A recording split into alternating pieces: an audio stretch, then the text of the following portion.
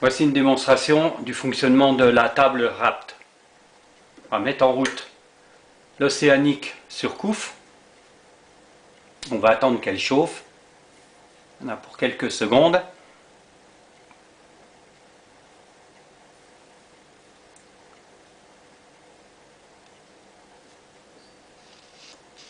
Voilà, on entend le petit crachouillis, simplement pour dire que l'étage final est déjà opérationnel. On va mettre en route la table. Voilà.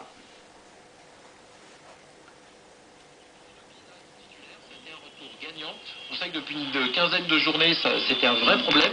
Ça, c'est un élément de réponse. Le groupe adhère à Bruno Genesio et ne le lâche pas, et c'est peut-être l'information importante de la soirée. C'est la grande différence avec l'an passé quand il s'était séparé d'Hubert Fournier, c'est que Hubert Fournier s'était mis à dos. Là, on peut entendre avec l'accord qu'on reçoit très très bien sans antenne. Pour le coup, Genesio, il a la vision des voix.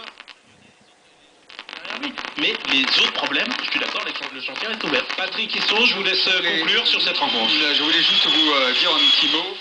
Ici, ce bouton, c'est simplement pour l'orientation. Ici, le sélecteur de fréquence. Malgré la défaite. À chaque fois, désormais, les Toulousains font un tour d'honneur, qu'ils gagnent ou qu'ils perdent. C'est une demande de Pascal Duprat, l'entraîneur. Nous allons aller sur Europe 1. RMC ici. Un disque au 32-16. Tout d'abord, le tour des directs en cours, le foot en Europe, Benoît Boutron en Angleterre, en Espagne, Europe 1. Ce n'est pas un coup d'arrêt pour Toulouse, je ne pense pas. Je pense que les Toulousains vont pouvoir s'en remettre. Un tout petit mot, ils vont s'en remettre effectivement parce que c'est une défaite à domicile, mais c'est contre Lyon. Lyon, le renouveau, la réaction de l'OL.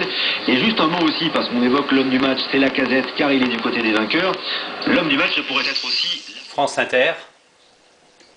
À quoi bon la conscience individuelle alors? Je crois que nous devrions être hommes d'abord et sujets ensuite. Il n'est pas souhaitable de cultiver le même respect pour la loi et pour le bien. La seule obligation qui m'incombe est de faire à toute heure ce que je crois.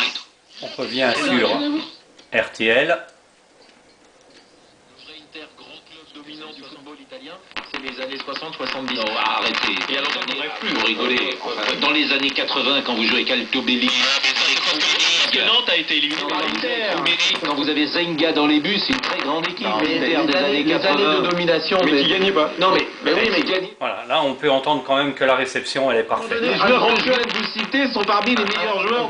On parle d'un grand club des 30 dernières années qui gagne. Et vous parlez des années 80, un grand club qui gagne. Non, mais je suis assez d'accord avec Eric, les grands clubs en Italie, c'est Milan et la Juve. Voilà. L'Inter, c'est un pseudo-grand club. Et alors surtout ces dernières années.